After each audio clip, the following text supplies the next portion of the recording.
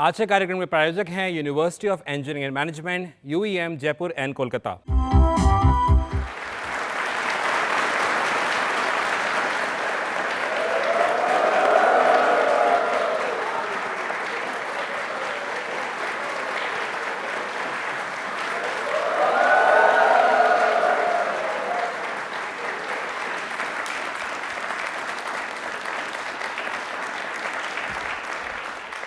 नमस्कार, सत श्री अकाल, आदाब। दूरदर्शन के बेहतरीन कार्यक्रम प्रश्नोत्तरी में मैं अपलव सक्सेना आप सभी का और हमारे करोड़ों दर्शकों का स्वागत करता हूं, अभिनंदन करता हूं। भारत, जब हम इस देश की बात करते हैं तो हम अपनी संस्कृति की बात कर रहे होते हैं, हम अपने ट्रेडिशन की बात कर रहे होते हैं, हम अपने वैल्यूज़ की बात कर रहे होते हैं। एक सवाल आपके जहन में आ रहा होगा कि आप इससे आज कार्यक्रम क्यों शुरू कर रहे हैं। जब मैं देखता हूँ हमारे सामने इतने सुंदर सुंदर परिधान, कलरफुल, जिसके लिए हमारा रंगीलो राजस्थान जाना भी जाता है, अगर आप यहाँ पर ऐसे आएंगे प्रश्नोत्तरी में तो ये बात करना बन जाती है। अपने लिए तालियां एक बार पहले जोरदार बजाइए प्लीज।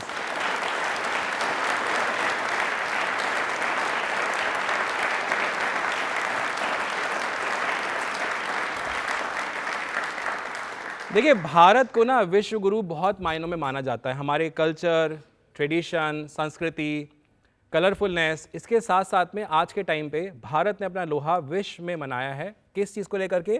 चाहे वो साइंस हो, चाहे वो टेक्नोलॉजी हो, चाहे वो इंजीनियरिंग हो, मैथमेटिक्स हो, इसके अलावा योगा हो, बहुत सारी चीज़ें हैं जिसमें भारत अपना नाम अग्रणी तौर पे पूरी दुनिया में आगे रखता है। भारतवासियों की अगर हम बात करें या टैलेंट की अगर हम बात करें, पूरी दुनिया में आप बड़ी से बड़ी कंपनी उठा के देख लीजिए, आपको वहाँ पर भारत से जुड़ा हुआ आदमी ज़रूर मिलेगा, उच्चतम पोजीशन पे भी मिलेगा या वहां काम करते हुए मिलेगा। टैलेंट की यहां कोई कमी नहीं है, इसलिए टैलेंट के लिए, भारतीयों के लिए तालियां जोरों से, शोरों से होनी चाहिए प्लीज।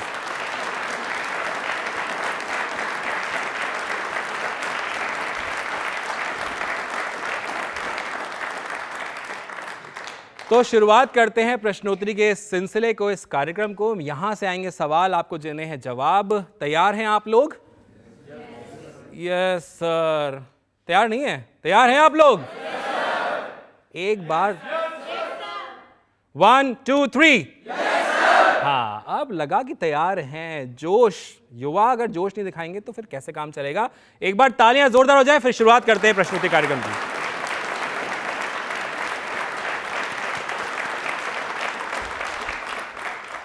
चलिए, मैं अपना पहला सवाल आपके सामने लेकर के आ रहा हूं। पहला सवाल आ रहा है देश का मान दुनिया में बढ़ाने वाले एक इंस्टीट्यूशन, जी हाँ, मैं बात कर रहा हूं इसरो की। आप सब जानते हैं इसरो, वाकिफ हैं। आए दिन हम न्यूज़पेपर्स में, न्यूज़ चैनल्स पे, दूरदर्शन में देखते हैं कि कीर्तिमान पे कीर्तिमान स्थापित कर रहा है इसरो। आपको मुझे ये बताना है, इसरो ने अपना हाल ही में 100वां मिशन सफलतापूर्वक पूरा किया, सैटेलाइट के माध्यम से किया था। आपको मुझे उस सैटेलाइट का नाम बताना है जो 100th मिशन था इसरो का। 100वां मिशन था, सैटेलाइट था, 100 मिशन इसरो का। आपको मुझे उस सैटेलाइट का नाम बताना है। हाँ, लगभग 10% लोगों को ही पता है। इसरो को प्यार करते हैं, लेकिन 100 में कंफ्यूज हो गए हैं शायद। कोई नहीं, मैं कॉन्फिडेंस देखूंगा। यहां से पूछता हूं मैं जी आपसे। NVS-02, जिसको 29 जनवरी 2025 को लॉन्च किया गया, NVS-02 सैटेलाइट के माध्यम से। पक्का? ठीक। नाम बताइए अपना। रोहित कुमावत। रोहित कुमावत जी। और कुछ आपको जानकारी है? अपने मतलब काफ़ी चीज़ें बता रही, इसलिए पूछ रहा हूँ मैं जी। मुझे यही जानकारी है। इतना बहुत है सर, पुरस्कार मिल जाएगा अपने को। तालियां एक बार जोरदार हो जाए रोहित के लिए।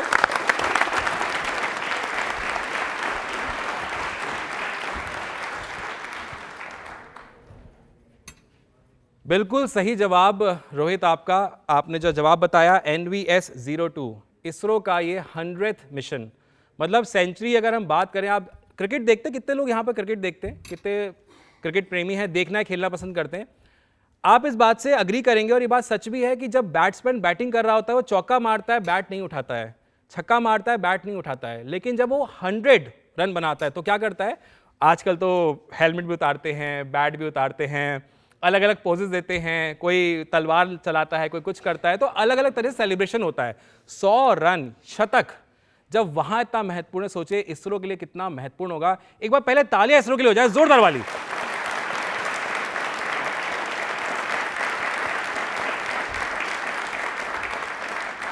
जी हाँ, NVS-02 ये 100वां मिशन था जो सैटेलाइट के माध्यम से ये पूर्ण हुआ।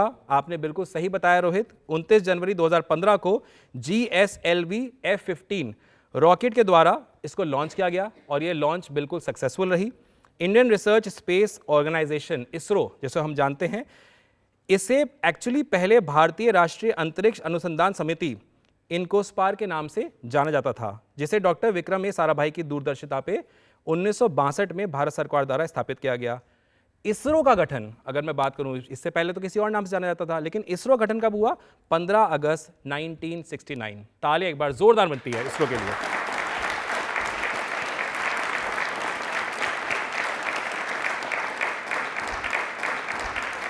तो जैसे आपने भी जाना, इस तरह की रोचक जानकारियां बहुत ज़रूरी हैं, क्योंकि देखिए साइंस, टेक्नोलॉजी, इंजीनियरिंग, मैथमेटिक्स बहुत कुछ बताती है। तो इसी बारे में आज हमारे एक्सपर्ट भी आए हुए हमारे बीच में। आइए उनसे भी कुछ जानते हैं कि साइंस, टेक्नोलॉजी, इंजीनियरिंग, मैनेजमेंट किस तरह से हमें बेनिफिट दे रहा है। जोरदार तालियां for the vice chancellor of university Biswajoy Chatterjee. तालियां प्लीज एक बार जोरदार सर के लिए।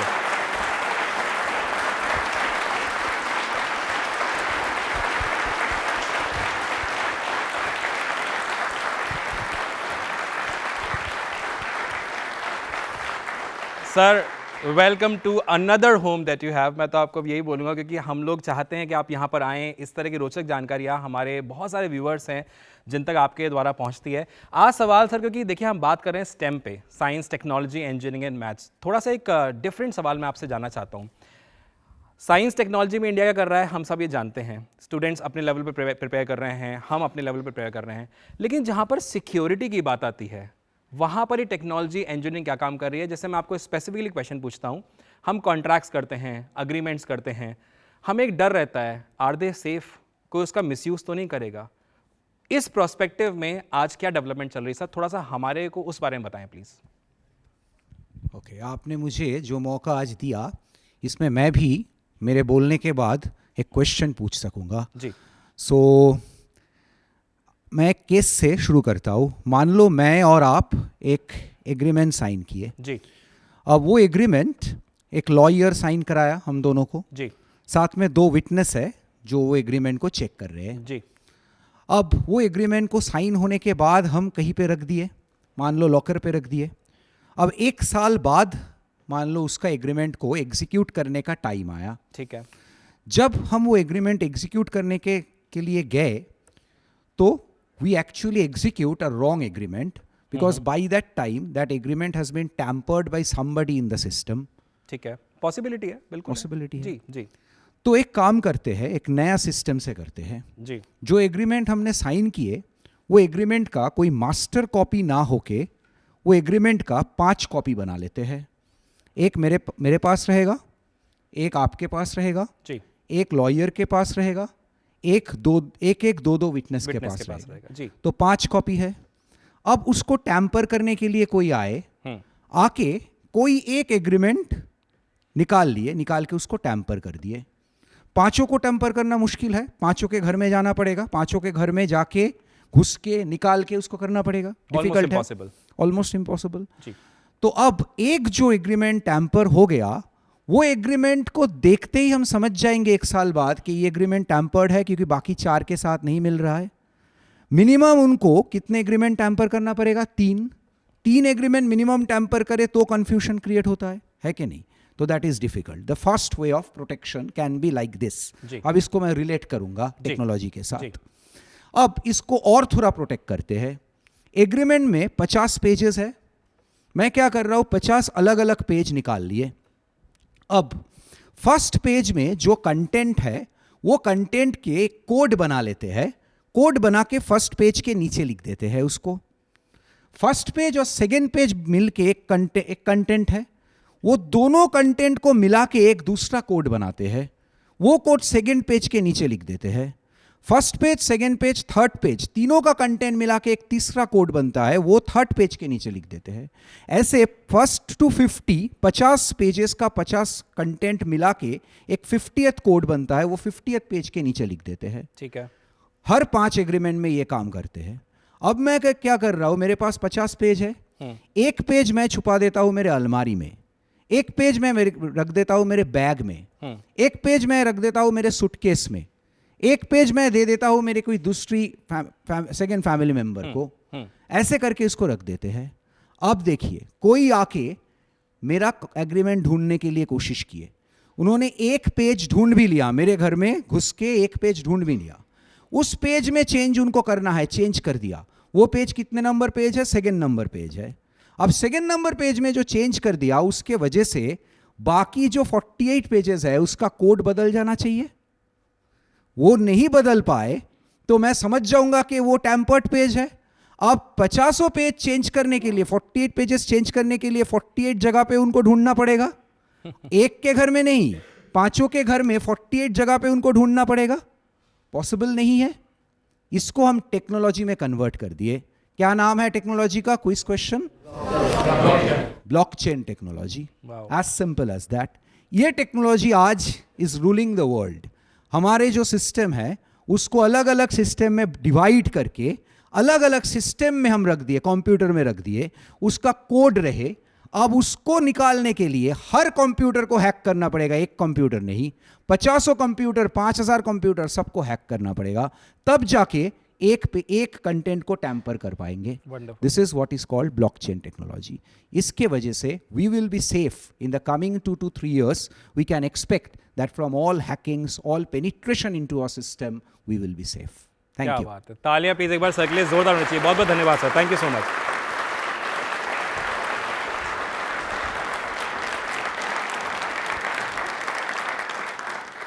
ये मैं हमेशा अपनी ऑडियंस को और हमारे व्यूअर्स को बोलता हूं कि ये सीखने वाली बात होती है, किस सरलता से आप ब्लॉकचेन, शायद जो नॉन टेक्निकल बैकग्राउंड से होंगे उनको नहीं इतना आइडिया होगा, बट किस तरीके से आप बात को समझा सकते हैं, किस एग्जाम्पल से आप बातों को लोगों तक पहुंचा सकते हैं, ये हमें हमारे स्पीकर से, हमारे एक्सपर्ट से सीखना चाहिए। तालियां वापस से जोरदार होनी चाहिए सर के लिए।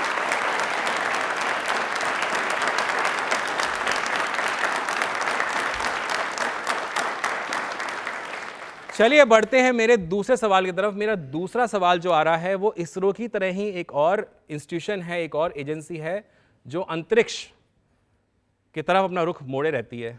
मैं बात कर रहा हूं नासा की। आप लोग परिचित हैं नासा से? जी हाँ। आपको मुझे ये बताना है कि नासा, जैसे इसरो का मैंने शॉर्टकट आपसे बोला था, फिर उसका फुल फॉर्म बताया, नासा का फुल फॉर्म क्या है, और साथ ही साथ में नासा की शुरुआत कब हुई?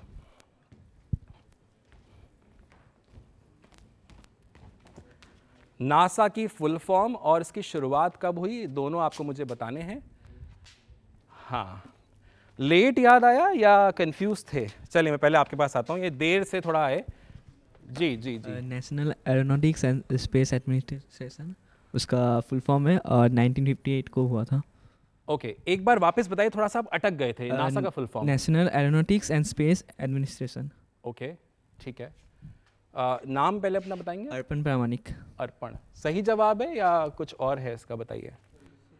सही जवाब है, दे दीजिए सर, बिल्कुल सही जवाब है। अर्पण के लिए तालियां एक बार जोरदार वाली होनी चाहिए भाई, क्या बात है।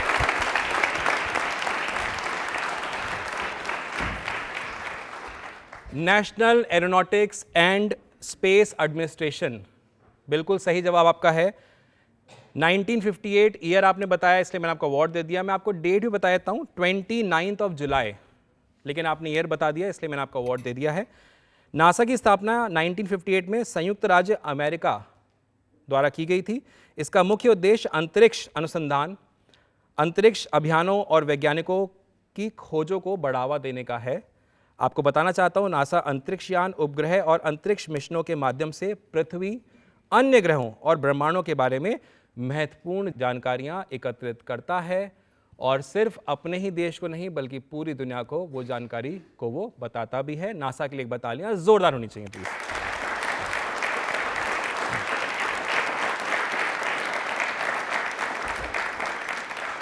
अब क्योंकि आज बात स्टेम की हो रही है, science, technology, engineering and maths, एक और एक्सपर्ट हमारे बीच में आए हुए हैं। मैं उनसे रिक्वेस्ट करूंगा वो आए। अब मेरे को अपनी भाषा बदलनी पड़ेगी because she is not from India.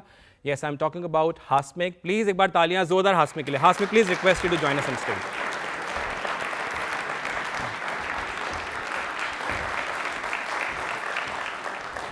Hasmik, first and foremost, welcome to Prashnottari, welcome to Doordarshan. We are talking about STEM. you are managing a business of meaningful travel and cultural exchange programs. What do you see from your perspective if we'll talk about STEM in today's scenario for youngsters, because we have a lot of youngsters present today?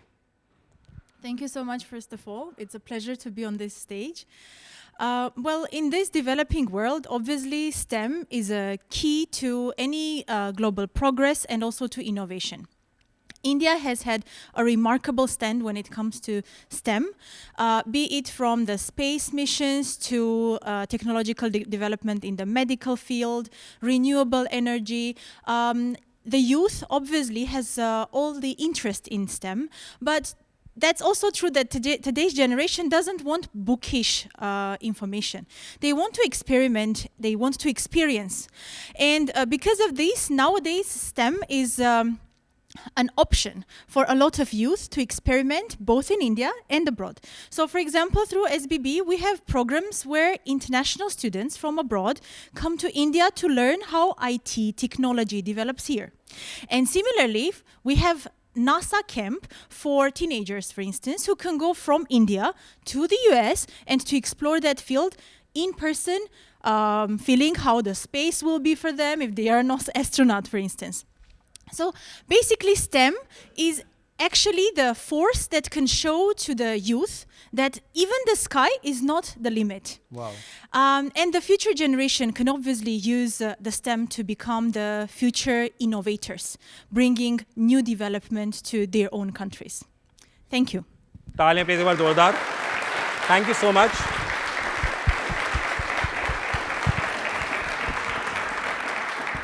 So, मेरा जो इनसे सवाल था, मेरा सवाल ये था कि आप STEM के बारे में क्या हमारे व्यूअर्स को, हमारी ऑडियंस को बताना चाहते हैं. तो इन्होंने बताया कि ऑलरेडी इंडिया अपना परचम लहरा रहा है. बहुत सारे यहाँ के स्टूडेंट्स या फिर यहाँ के साइंटिस्ट, इंजीनियर्स बाहर जाते हैं, बाहर से भी लोग यहाँ पर आते हैं. और उन्होंने बताया कि आप अगर सैटेलाइट की बात करें, चंद्रयान 3 और बहुत सारे ऐसे हमारे मिशन हैं जो बहुत अकम्पलिश्ड हैं, जिसको दुनिया जिसका लोहा मानती है.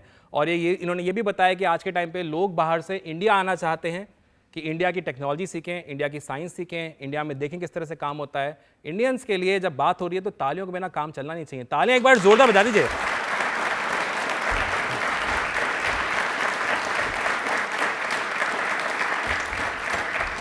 तो सवालों का और जवाबों का सिलसिला इसी तरह चलता रहेगा. मिलते हैं छोटे से विराम के बाद.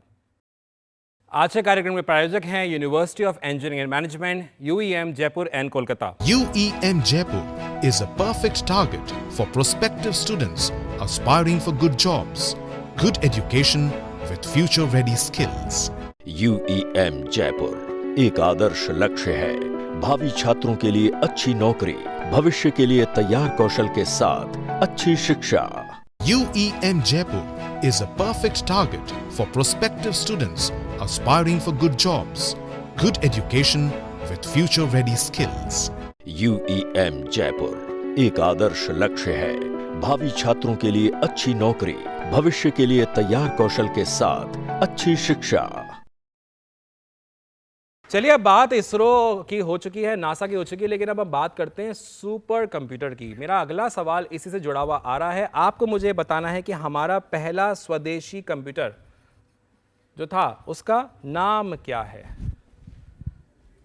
स्वदेशी सुपर कंप्यूटर यानी कि देश में बना. आपको मुझे उसका नाम बताना है. एक बार वापस करिए. पियानो बजा रहे हैं? दोबारा. हाँ, वैसे नहीं, वैसे करिए. हाँ, पियानो बज रहा है या लग रहा है कि बस. हाँ, खड़े हो जाओ. अब तो मतलब आ गया, अब आपके पास आ चुका हूं मैं. जी बताइए. परम 8000. परम 8000. परम 8000 भी कह सकते हैं हम इसको. परम 8000. थोड़ा संगीत में ही बताइए. आपने जिस तरह से बुलाया परम. नहीं ऐसा नहीं, लेकिन अपना नाम बताइए आप. अमित जायसवाल. अमित जायसवाल जी. क्या पियानो कैसियो कुछ पसंद है आपको, या फिर आपका ये देख करके थोड़ा सा हाथ लग रहा था कि बस आ जाऊं मैं? सच्चाई अगर आप बता देंगे तो अच्छा रहेगा. नहीं, बस आप आ जाते. कितने सच्चे लोग हैं. तालियां एक बार जोरदार इनके लिए तो बजती है. क्या बात है.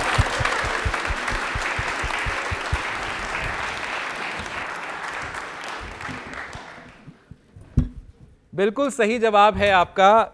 परम 8000 भारत का पहला सुपर कंप्यूटर. आपको बताना चाहता हूं कि सुपर कंप्यूटर की श्रृंखला जिसे पुणे भारत के अंदर centre for development end of advance computing, मैं वापस चाहता हूं, दोबारा आपको बताना चाहता हूं, centre for development of advance computing, इसके द्वारा इसको डिज़ाइन किया गया और असेंबल किया गया था। तालियां एक बार जोरदार होनी चाहिए इसके लिए भी।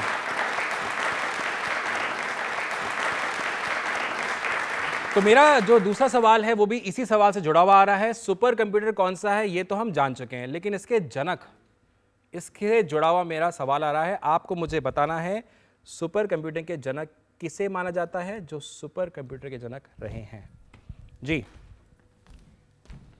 मैं हिंट दे देता हूं, मैं भारतीय की बात कर रहा हूं, क्योंकि इससे पहला वाला सवाल भारतीय यानी स्वदेशी पे था। तो आपको मुझे भारतीय सुपर कंप्यूटर के जनक का ही नाम बताना है।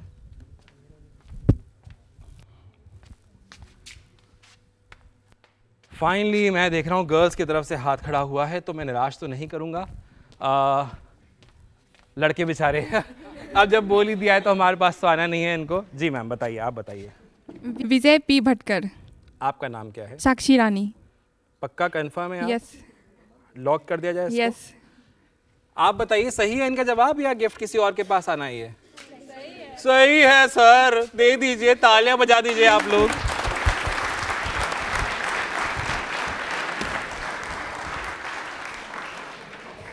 देखो, हमें ना बचपन से एक चीज सिखाई गई है, खुशियां बांटने से बढ़ती हैं। तो अगर आप किसी और को पुरस्कार मिला करें तो खुश हुआ करिए, दुखी नहीं हुआ करिए। सही है, एक पुरस्कार हमारे पास नहीं आया, लेकिन तालियां एक बार जोरदार, प्लीज एक बार जोरदार। जी हाँ, सुपर कंप्यूटर के जनक मैं बताना चाहता हूं आपको, विजय पी भटकर, जिनको भारतीय कंप्यूटर वैज्ञानिक के रूप में जाना जाता है। आप सुपर कंप्यूटर के जनक हैं। आप पद्म भूषण और महाराष्ट्र भूषण पुरस्कार से भी सम्मानित हैं, और आप भारतीय परम कंप्यूटर के विकास के नेतृत्व के लिए जाने जाते हैं। तालियां एक बार सर के लिए जोरदार होनी चाहिए प्लीज।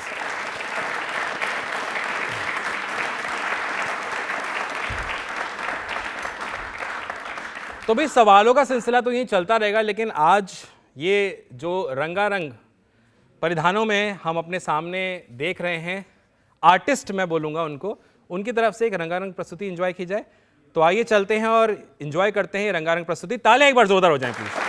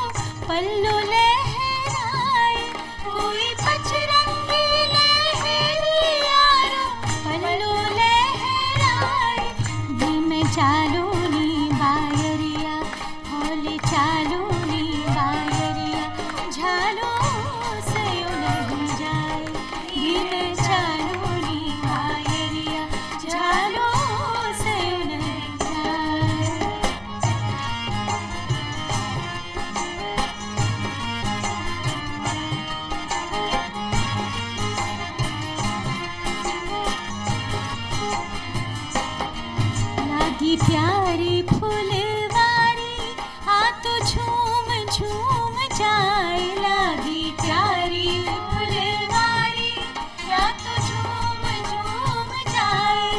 लाई गोरी रो संदेशो घर आवनी सजन, लाई गोरी रो संदेशो घर आवनी सजन। दरिया सुनारो बिखर नहीं जाए, दरिया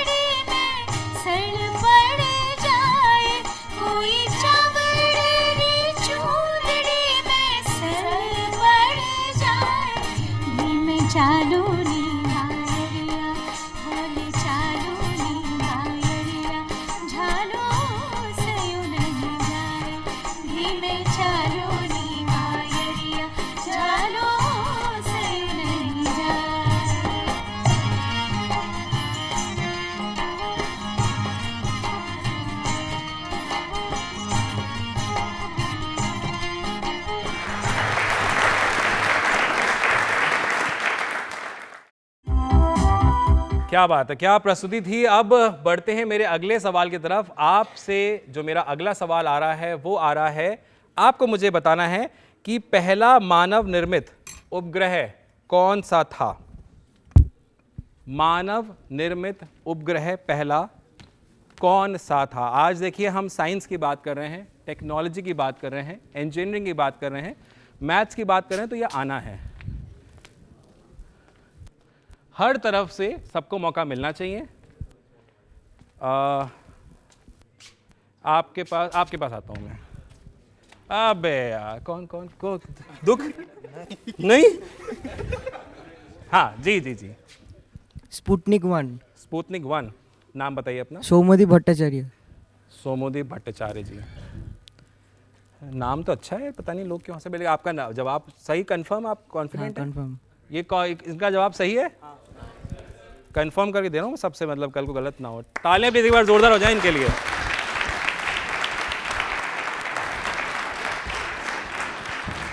जी हाँ, स्पुतनिक 1 सबसे पहला मानव निर्मित उपग्रह ये है, और इसको किसने बनाया था? सोवियत संघ, जो अब नहीं एग्जिस्ट करती है, लेकिन जो सोवियत संघ थी उसने 4 अक्टूबर 1957, 4 अक्टूबर 1957 को इसको लॉन्च किया था। इस प्रकार अंतरिक्ष युग की शुरुआत हुई। सफल प्रक्षेपण ने एक्चुअली में देखा जाए तो पूरी दुनिया को चौंका दिया था। यार ये ऐसा पॉसिबल है, क्या ये हो सकता है? आपको बताना चाहता हूं, इससे भूतपूर्व सोवियत संघ को अंतरिक्ष में पहली मानव निर्मित वस्तु भेजने का गौरव भी प्राप्त हुआ। स्पुतनिक शब्द का मूल अर्थ होता है साथी यात्री, लेकिन आधुनिक रूस में यह उपग्रह का पर्याय बन गया, क्योंकि अब जो हम बात कर रहे हैं सोवियत संघ की, वो अब नहीं एग्जिस्ट करता है, रूस एग्जिस्ट करता है, उसमें एक पर्याय के रूप में जाना जाता है। आज भी इसकी कहानियां वहां पर पढ़ाई जाती हैं, बताई जाती है। तालियां प्लीज एक बार जोरदार हो जाए।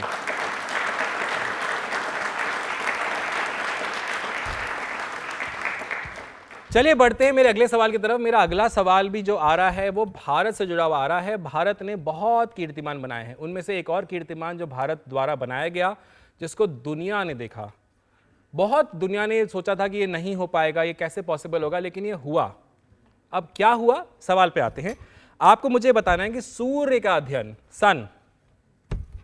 सूर्य का अध्ययन करने वाला अंतरिक्ष आधारित भारतीय मिशन का नाम क्या है। भारत का ये मिशन है, सूर्य का अध्ययन करने के लिए ये मिशन लॉन्च हुआ। आपको मुझे इस मिशन का नाम बताना है। पीछे भी आ जाता हूं मैं। देखो देखो ऐसे, यही मैं कहता हूं। क्या 2 हाथ खड़े करने पड़ेंगे? आप देख ही नहीं रहे हो, बस हर सवाल कितनी दुख है। देखो कह रहा है मैं हर सवाल पे हाथ खड़ा करता हूं, आप देखते नहीं। देख लिया, भगवान ने सुन ली तुम्हारी। हो जाओ खड़े, बताओ। वो जो था वो उसका नाम था आदित्य L1, जिसे लॉन्च किया गया था 2023 में, और अभी 6 जनवरी 2025 में उसे जो सूर्य का मलबा है तो उसने उसे खा लिया, तो इसलिए उसका अभी विनाश भी हो चुका है। तो उसने इतिहास रच दिया था वहाँ पे पहुँच के। तो ये बताने की जरूरत थी, मतलब सूर्य ने खा लिया। अब इतना तो चलता है, इतना चलता है। बट इनका पहला जवाब ठीक है, सूर्य ने खा लिया, वो तो खैर सही नहीं है, लेकिन जवाब आपका सही है। नाम बताइए अपना। सोनू। सोनू, तालियां एक बार जोरदार हो जाए इनके लिए।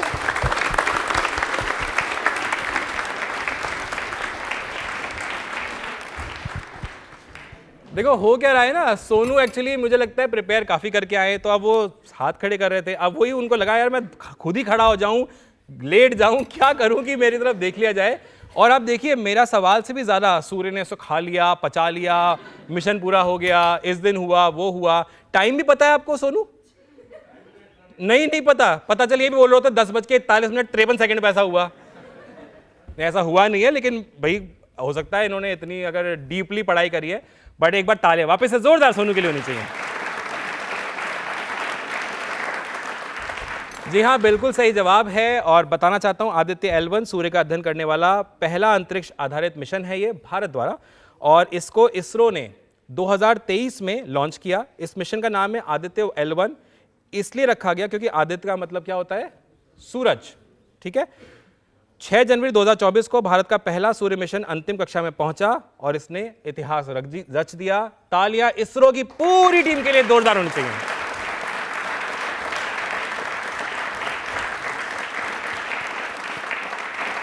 तो देखिए, जैसे अभी सवालों जवाबों का जब सिलसिला चल रहा है, तो मैं इसी के बीच में एक और एक्सपर्ट से आपको बुलाना चाहता हूं, आपको रूबरू कराना चाहता हूं। वो एक्सपर्ट भी हमें अपने करियर के बारे में बताएंगे, क्योंकि स्टेम तो आज का हमारा टॉपिक है, लेकिन करियर में हम इसको कैसे करें। तो एक बार जोरदार तालियां deputy director corporate relation Sachin Pandey ji, तालियां प्लीज एक बार जोरदार इनके लिए।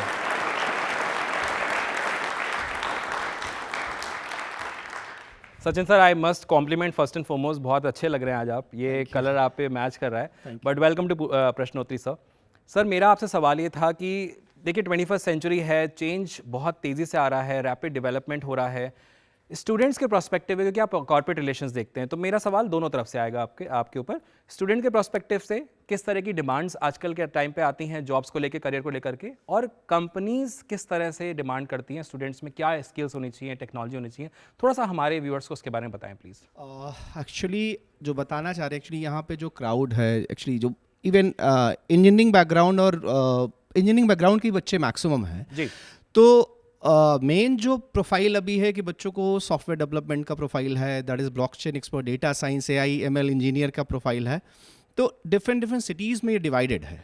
तो जैसे जिसको सॉफ्टवेयर इंजीनियरिंग है, maximum peoples prefer to go to Bengaluru, Mumbai, Pune and Hyderabad.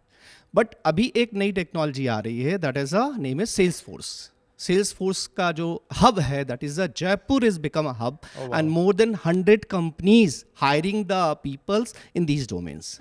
और इसके लिए सिर्फ बेसिकली क्या है, क्वालिफिकेशन चाहिए C++ and Java and engineers का जो भी प्रोफाइल है, चाहे वो BTech हो, चाहे BCA या चाहे MCA हो। और इसका सेकेंड जो सेल्स फोर्स का ऑप्शन है, that is become Hyderabad second hub जो बनने जा रहा है अभी, वो नेक्स्ट 2 to 3 ईयर्स में आपको उसका ऑप्शंस मिलेगा। और जो जैसे है डेवऑप्स इंजीनियर है, उसके बाद आपका प्रोफाइलिंग है, सेल्स एंड मार्केटिंग के, तो हर डोमेन में सेल्स एंड मार्केटिंग के बच्चों का जरूरत है, चाहे वो टेक्निकल हो चाहे वो नॉन टेक्निकल हो। तो हर जगह मार्केट में उनको घूमने के लिए। लेकिन सबसे बड़ा प्रेफरेंस क्या है, आज के 5 साल पहले जयपुर में अप्रॉक्सीमेटली जो कंपनीज थी वो 100-200 थी। आज अभी हम बात करें तो करीब 500 के आसपास IT कंपनीज जयपुर में है। तालियां इसमें जोरदार बनती हैं।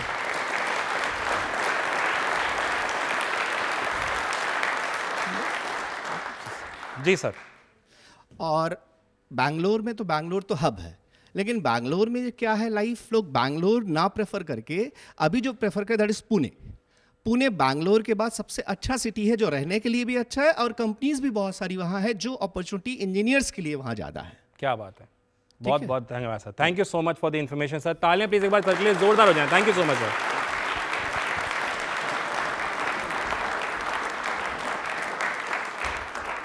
तो अपनी बात में 2 बातें सर ने रखी, एक जयपुर में भी अपॉर्चुनिटीज़ है, आपको राजस्थान से बाहर नहीं निकलना है, लेकिन अगर आपको लगता है कि ग्रोथ के लिए हमें डिफरेंट सिटीज़ एक्सप्लोर करनी है तो बैंगलोर, पुणे, इस तरह की सिटीज़ सर ने नाम ली।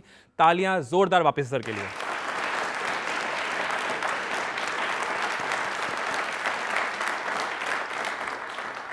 अच्छा, अभी हम लोगों ने साइंस की बहुत बात कर ली, अभी हम टेक्नोलॉजी की तरफ बढ़ते हैं। आज के टाइम पे टेक्नोलॉजी बहुत तेज़ी से बढ़ रही है और टेक्नोलॉजी की अगर हम बात करें या एडवांसमेंट की बात करें तो हमारा ट्रांसपोर्टेशन भी बहुत तेज़ हो चुका है, क्योंकि शहरों में पहुंच चुकी है मेट्रो।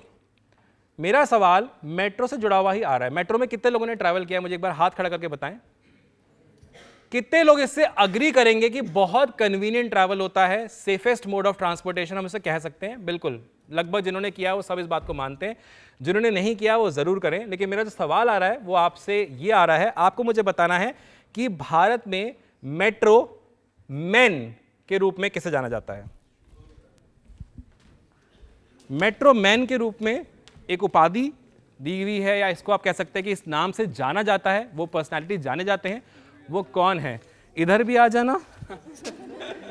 अब कहता है क्या हो गया, अब बुलाने लगे हैं, मतलब अब बोल देंगे तो एक के साथ चल गया, ऐसा हर के साथ नहीं तो हर कोई बोलता रहेगा इधर इधर इधर। नहीं, पीछे वालों के पास में आ रहा था, बेचारे दुखी हो गए थे, आते आते रुक गए, अब आ जाते हैं जी। कॉन्फिडेंस से हाथ किसी का खड़ा मुझे नहीं दिख रहा है। आगे वाले तो बोले यार हमसे ना पूछ ले, हमने हाथ खड़ा नहीं किया हुआ है, नीचे रख लिया उन्होंने। चलो मैं आपसे पूछता हूँ जी। ई श्रीधरन। ई श्रीधरन, ठीक है। गलत है? सही है। तो मैं जबरदस्ती आ रहा था, है ना? दुखी हो गए थे। नाम बताइए अपना। संगलाप घोष। सांगलाप घोष। नाम का मतलब क्या होता है आपके? Dialogue dialogue, okay, dialogue. तालियां एक बार जोरदार हो जाए इनके लिए, बड़ा अच्छा नाम है।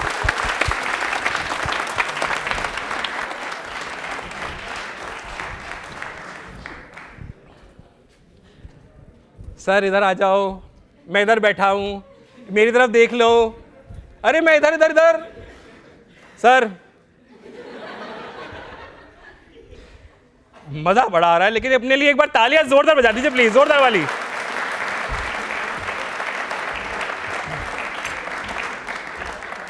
बिल्कुल सही जवाब घोष साहब, इजी कर देते हैं, नाम बड़ा आपका बहुत अच्छा है, डायलॉग घोष साहब।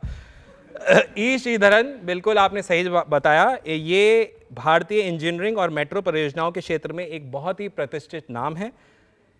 ई श्रीधरन के बारे में आपको अगर बताऊं तो इन्होंने बहुत कड़ी मेहनत, विशेषज्ञता और नेतृत्व क्षमता जो इनमें है, इसी कारण में इनको जो ये नाम दिया गया या इस नाम से जाने जाते हैं वो है मेट्रो मैन। ई श्रीधरन द्वारा 2001 में पद्मश्री एवं 2008 में भारत सरकार द्वारा पद्म विभूषण सम्मान से भी इनको सम्मानित किया जा चुका है। इतने टैलेंटेड, इतने डायनामिक पर्सनालिटी के लिए तालियां जोरों से होनी चाहिए, शोरों से होनी चाहिए। चलिए सवालों का सिलसिला जारी रखते हुए मेरा अगला सवाल जो आ रहा है, उससे पहले इस बात से आप और मैं, हम सब अग्री करेंगे, हमारे लिए बहुत गौरव की बात होती है जब हमारे भारत के माननीय प्रधानमंत्री श्री नरेंद्र मोदी जी बार बार आत्मनिर्भर भारत की बात करते हैं। ये क्यों गौरव की बात होती है कि अब हम इस क्षमता को अपनी पहचानते हैं, मानते हैं, लोहा मनाते भी हैं कि हमें आत्मनिर्भर होना है, हमें किसी पे डिपेंडेंट नहीं हो रहा है। उसका एक बहुत बड़ा नमूना हमारे सामने आया। मेरा सवाल उसी से जुड़ा हुआ आ रहा है। आपको मुझे बताना है कि आत्मनिर्भर भारत के सपने को साकार करते हुए एक स्वदेशी लड़ाकू विमान तैयार किया गया। आपको मुझे उसका नाम बताना है और साथ ही साथ में भारतीय प्रधानमंत्री माननीय श्री नरेंद्र मोदी जी द्वारा उसमें उड़ान भी भरी जा चुकी है। मैं आपको ये भी हिंट दे देता हूं। आपको मुझे ये भी बताना है कि प्रधानमंत्री जी द्वारा उस विमान में उड़ान कब भरी गई, विमान का नाम और उड़ान कब भरी गई। स्वदेशी विमान, लड़ाकू विमान, तो वो लड़ाकू विमान कौन सा है और कब। हाँ क्या हुआ, यहां से देखो एक ही हाथ खड़ा हुआ है और वो खड़ा हुआ है जो ऑलरेडी जीत चुका है। मुझे पूरी साइंस बता देगा। इससे पहले एक बार आप खड़े हो ना, देखा जगह लग रहा है आपको कहीं। लास्ट टाइम भी आया हूँ मैं। लास्ट टाइम भी आए हैं। इतना प्यार करते हैं आप प्रश्नोत्तरी हर। आई लव प्रश्नोत्तरी। यू लव प्रश्नोत्तरी। तालियां एक बार इसके लिए जोरदार होनी चाहिए यार। यू लव प्रश्नोत्तरी। पिछली बार पुरस्कार जीता था आपने। तो अब आप बैठ जाइए। मैं किसी और से पूछूंगा ना, मतलब पिछली बार ही जीत चुके हैं। मैंने इनको देखा लग रहा है। शायद पिछली बार भी आपने बहुत सवालों पे हाथ उठाए थे, मैंने आपको बोला भी था। इसलिए याद था मेरी। पहली बार आए। बहुत बहुत स्वागत है आपका। हम बहुत भाग्यशाली आप आए। लेकिन मैं आपसे नहीं, मैं पीछे इन दोनों ने, ये एक चेयर पे बैठे हुए हैं। ओहो हो। किससे पूछूं मैं, ये बताइए। दोनों से पूछना, किसी से ही पूछ लूं। बता दीजिए, आप बता दीजिए, खड़े होके बताएंगे तो। जी। तेजस 23 नवंबर 2023। तेजस और 23 नवंबर 2023। 23 नवंबर 2023 को क्या हुआ था? उड़ान भरी थी। उसने पहली बार पढ़ी थी। मेरा सवाल क्या था? वो लॉन्च हुआ था। तेजस लॉन्च हुआ था 23 नवंबर 2023 को। घुमा दिया, पुरस्कार बचा लिया। अब वे सही आंसर समझ गए होगे, समझ गए ना। घुमा दिया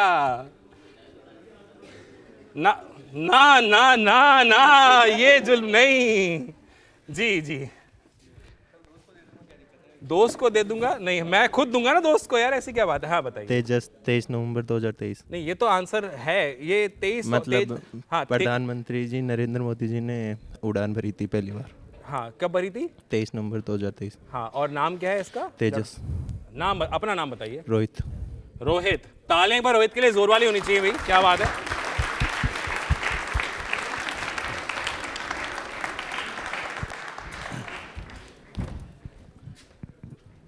सर, ये आपने क्यों किया?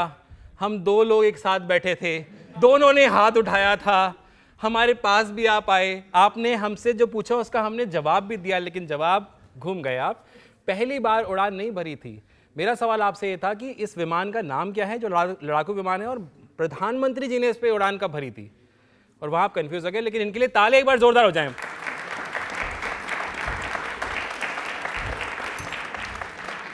जी हाँ, स्वदेशी लड़ाकू विमान जिसका नाम तेजस है, बिल्कुल आपने सही जवाब दिया। तेजस जिसका लोहा दुनिया भी मानती है, और अब इसके अपग्रेडेड वर्जन्स भी हमारे पास में हमारे देश में बन रहे हैं। बहुत सारे लोग, बहुत सारे देश इसको खरीदने में इच्छा रखते हैं, इच्छा अपनी जताते हैं।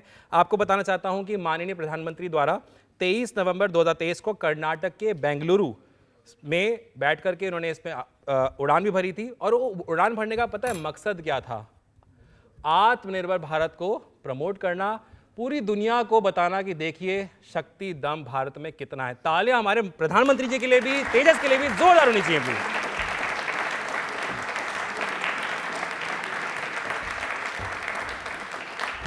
तो सवालों का और जवाबों का सिलसिला इसी तरह चलता रहेगा। मिलते हैं छोटे से विराम के बाद। आज के कार्यक्रम के प्रायोजक हैं university of engineering and management, UEM Jaipur and Kolkata. UEM Jaipur is a perfect target for prospective students aspiring for good jobs, good education with future-ready skills. UEM Jaipur एक आदर्श लक्ष्य है। भावी छात्रों के लिए अच्छी नौकरी, भविष्य के लिए तैयार कौशल के साथ अच्छी शिक्षा। UEM Jaipur is a perfect target for prospective students aspiring for good jobs, good education with future-ready skills. UEM Jaipur एक आदर्श लक्ष्य है। भावी छात्रों के लिए अच्छी नौकरी, भविष्य के लिए तैयार कौशल के साथ अच्छी शिक्षा। चलिए बढ़ते हैं मेरे अगले सवाल की तरफ। जो अगला सवाल है वो इसी से जुड़ा हुआ आ रहा है। पहले हाथ खड़ा कर दिया। क्या सवाल है बताइए? अच्छा, वो कह रहा है मैं बाल सही कर रहा था, आप नहीं। चलिए मैं सवाल पूछ लेता हूँ। आपको मुझे ये बताना है कि जो तेजस है, जो विमान के भी हमने बात करी, ये 2016 में, माफी चाहता हूँ, 2016 में IAF के किस स्क्वाड्रन नंबर में शामिल हुआ? आपको मुझे उस स्क्वाड्रन का नाम भी बताना है। IAF stands for Indian air force. 2016 में कौन से स्क्वाड्रन में ये शामिल हुआ, किस बेड़े में हम कह सकते हैं शामिल हुआ? आपको मुझे स्क्वाड्रन का नंबर भी बताना है और नाम भी बताना है। दोनों बताना है, इसलिए हाथ नीचे कर ले जिनको नहीं आता या आधा पर्दा आता है। हाँ, बताओ बताओ बताओ। ये ना रिवाइज, ये ऐसे पहले तो एक बार आप खड़े होइए। आप मंत्र उच्चारण कर रही थी कि मैं आपके पास आ जाऊं, या आप कुछ रिमेंबर करने की कोशिश कर रही थी कि आंसर यही है शायद? पहले तो आंसर रिमेंबर करने की कोशिश। उधर देख के अगर आप बोलेंगी तो। हाँ, आंसर रिमेंबर करने की कोशिश। आंसर रिमेंबर करने की कोशिश कर रही थी आप। क्या आंसर है बताइए? 45 फ्लाइंग डैगर्स। मतलब 45 उसका नंबर है और उसका फ्लाइंग डैगर्स उसका नाम है। आपका नाम क्या है? रुचि कुमारी। रुचि सही आंसर है। रुचि का मंत्र ने काम कर दिया। तालियां एक बार जोरदार हो जाए।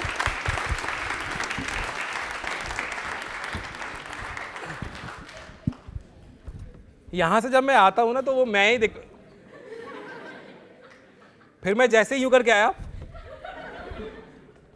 इतनी खुशी। तालियां एक बार वापस से रुचि के लिए जोरदार होनी चाहिए प्लीज।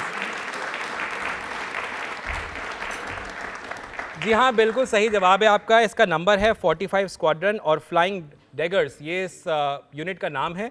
आपको बताना चाहता हूँ 2016 में तेजस को शामिल IAF के squadron number 45 squadron flying daggers, जो कि स्वदेशी लाइट कॉम्बैट एयरक्राफ्ट तेजस को शामिल करने वाला दुनिया का पहला स्क्वाड्रन है। तालियां प्लीज एक बार जोरदार बनती हैं इनके लिए।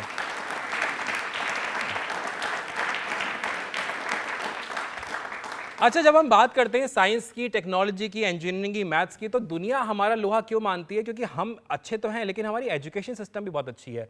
एजुकेशन की अगर हम बात करें तो एक बहुत महत्वपूर्ण स्तंभ हमारे हैं IIT, IIM। मेरा सवाल आपसे IIT जुड़ा हुआ आ रहा है। मेरा जो अगला सवाल आपसे आ रहा है वो ये आ रहा है कि आपको मुझे बताना है कि भारतीय प्रौद्योगिक संस्थान IIT सबसे पहले कहाँ एवं किस वर्ष में स्थापित करा गया? वर्ष बताना है मुझे, और अगर अब उस आईआईटी का नाम बता दें कहाँ किया गया तो फिर सोने पे सुहागा। रुचि, मंत्र बार बार काम नहीं करते भाई, खड़े होना एक बार, गले लगाने का मन कर रहा है। अरे नहीं नहीं, इतना पढ़ के आए, गले तो लगना बनता है, बट भाई बस और भी लोग आए हैं यार, ये भी चाहते हैं, ये भी चाहते हैं घर, ये देखो हाथ में है, फिर कहता है मैं दोस्त को दे दूंगा, बैठ जाओ बैठ जाओ, और भी लोग हैं, और भी लोग हैं। हाँ, इधर से मैंने नहीं पूछा है ना सवाल, नहीं पूछा है, अरे देखो चलो पूछ लेते हैं, ऐसे नाराज क्यों हो रहे हो यार। हाँ, आपने हाथ खड़ा किया था ना, फिर आप बाल संवारने लगे थे, बताइए। IIT खड़गपुर, पश्चिम बंगाल, 1951। बोले मैं मंत्र उच्चारण नहीं कर रहा हूँ, मैं एक सांस से बोलूंगा। पुरस्कार चाहिए मेरे को, नाम बताओ अपना। सौरभ कुमार। सौरभ, मेरा एक दोस्त सौरभ, वो भी ऐसा ही है, एक ही सांस से बोलता है। ताले एक बार जोरदार हो जाए इनके लिए भी, क्या बात है।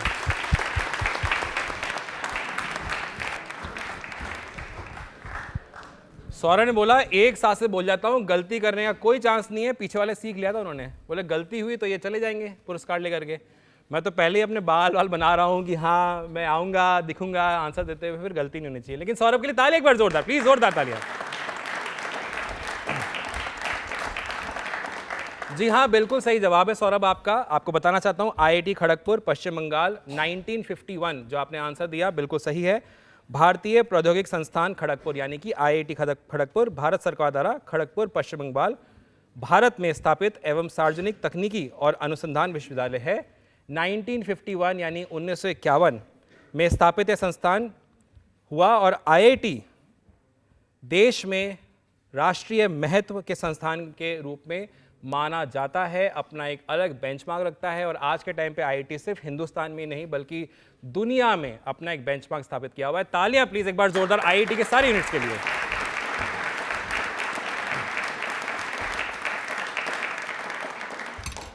चलिए बढ़ते हैं मेरे अगले सवाल की तरफ। मेरा अगला सवाल जयपुर से जुड़ा हुआ आ रहा है, लेकिन आ रहा है वो मेट्रो से जुड़ा हुआ। कितने लोगों ने जयपुर मेट्रो में ट्रैवल किया हुआ है? वाह, जब मैंने पूछा था मेट्रो में कितने लोगों ने ट्रैवल किया, थोड़े कम हाथ उठे थे। मैंने कहा जयपुर मेट्रो में किया है, ज्यादा हाथ उठ गए। हाँ, मेट्रो में, मैंने मेट्रो में ट्रैवल बोला है, छोड़ने नहीं कि छोड़ने गए, हमने मेट्रो देखा बाय किया, ऐसा नहीं, ट्रैवल किया है। अच्छा चलिए, तो मेरा सवाल आपसे आ रहा है कि जयपुर में मेट्रो किस वर्ष से शुरू किया गया? मतलब मेरा सवाल आपको यह है कि जयपुर मेट्रो की शुरुआत जयपुर में किस वर्ष से हुई?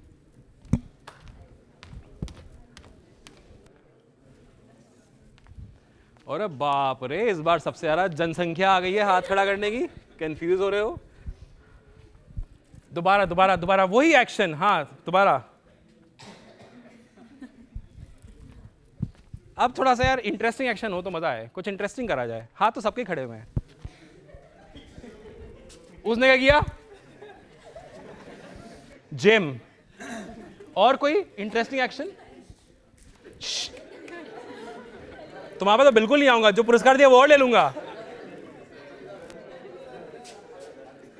नाच गा कौन रहा है वो देखू ना मैं। हाँ ये हुआ, ये तुम फिर खड़े हो।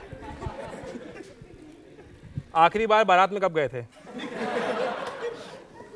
अभी। और नोट कब उड़ाए थे? बैठ जाओ, जरियत में जारी। हाँ, आपके पास आता हूं। खड़े होके पहले इशारा बताइए, 1 मिनट इशारा देखिए, क्या इशारा कहता मैं क्यों आया हूं, करिए जी। 3 जून 2015। ओके, समय पता है आपको? नहीं, मैंने क्योंकि साल पूछा था उन्होंने दिन भी बताया इसलिए, बट कोई बात नहीं। 2015 सही जवाब है। आपका नाम बताइए। सायन मुखर्जी। सायन मुखर्जी। तालियां एक बार मुखर्जी साहब के लिए जोरदार होनी चाहिए।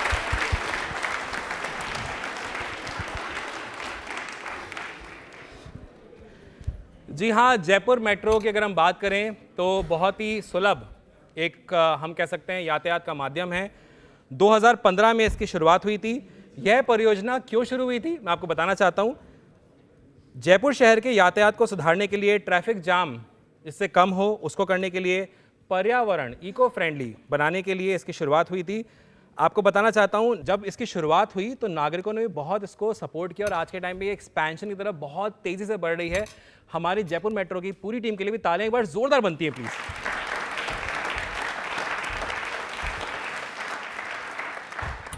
चलिए बढ़ते मेरे अगले सवाल की तरफ। मेरा जो अगला सवाल आ रहा है वो आ रहा है इलेक्ट्रॉन माइक्रोस्कोप के आविष्कार से जुड़ा हुआ।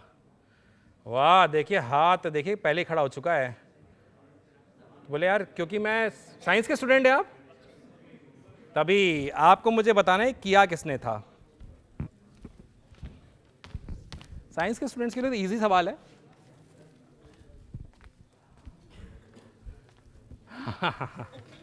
बार बार एक ही इशारा होगा और भी कुछ नया ट्राई करिए। यहां वाले पूरे साइंस के स्टूडेंट्स नहीं है लगता है। साइंस वाले स्टूडेंट, आर्ट्स वाले स्टूडेंट्स हैं। अच्छा, आर्टिस्ट बैठे हुए हैं। ओके ओके, कलाकार ने भी हाथ उठाया। जी जी जी जी, बताइए, आपसे पूछ लेता हूं मैं। मैक्सनॉल अर्नेस्ट। मैक्सनॉल और अर्नेस्ट ने किया था। मैक्सनॉल नाम है? हाँ है, मैक्सनॉल है। पक्का? पक्का। मैक्सनॉल नाम है, अर्नेस्ट भी बोला इन्होंने। पूरा नाम नहीं है, पूरा नाम बता दो। मैक्सनॉल अर्नेस्ट रुस्का। अब तो सही हो गया ना। उसने कहा इनाम जा रहा है। पूरा जो बचपन के बादाम खाए थे ना, एक साथ एकत्रित करके। नाम बताइए अपना। जयती श्री। जयत्री श्री। साल जरा सही है हमारा। ताली एक बार जोरदार हो जाए जयती के लिए। क्या बात है।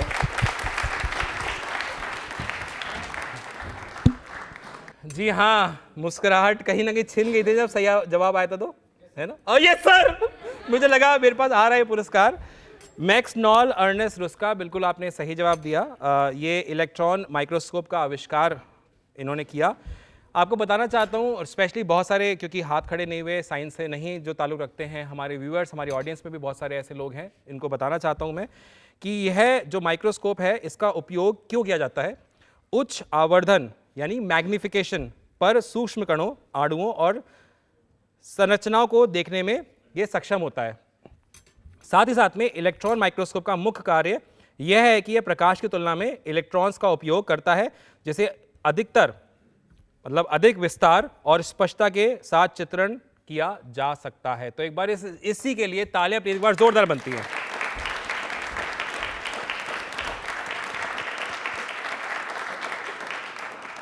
भैया आप लोग प्रश्नोत्तरी को इतना प्यार करते हैं, जब मैं देखता हूं कि इतने सारे लोग देश के अलग अलग जगहों से प्रश्नोत्तरी में आते हैं तो बहुत अच्छा लगता है।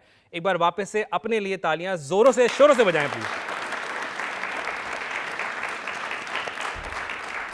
मन यही कर रहा है कि मैं और सवाल आपसे पूछूं, थोड़े से और अलग अलग यूनिक तरीके से लोग हाथ खड़े करें, एंजॉय करें, हंसें, मुस्कुराएं, लेकिन समय हमें कहीं ना कहीं रोकता है।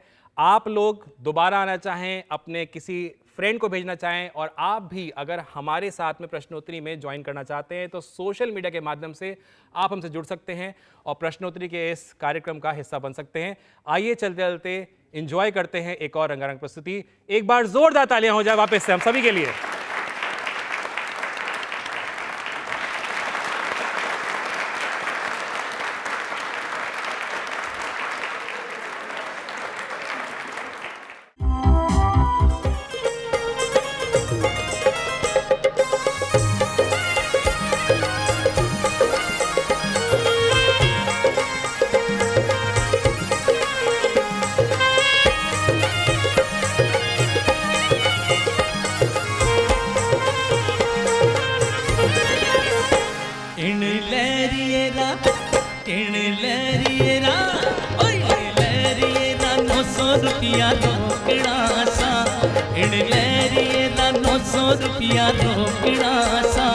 मन लिया जो नी बादला ढोला लहरियों सा, मन लिया जो नी बादला ढोला लहरियों सा।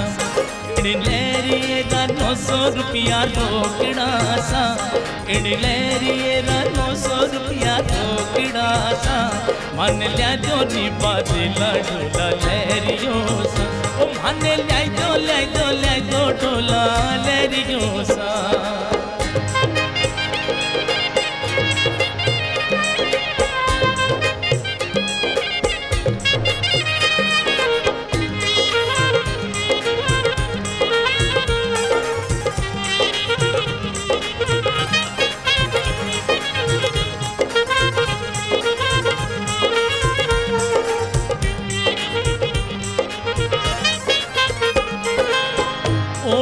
लहरियो बाजारों में जाऊंली, ओढ़ी लहरियो बाजारों में जाऊंली, छोटी ननद रे चुड़ लो ल्याऊंली, छोटी ननद रे चुड़ लो ल्याऊंली, मारे लहरिया रे गोटा लगाऊंली, मारे लहरिया रे गोटा लगाऊंली।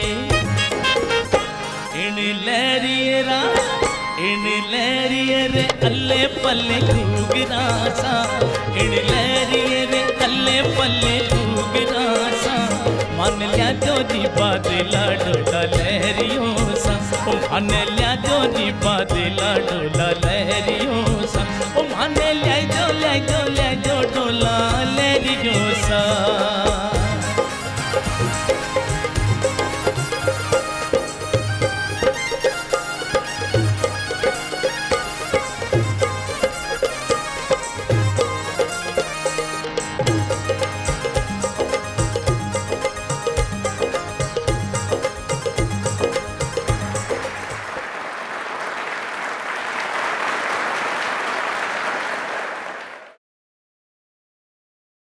आज के कार्यक्रम के प्रायोजक हैं university of engineering and management, UEM Jaipur and Kolkata.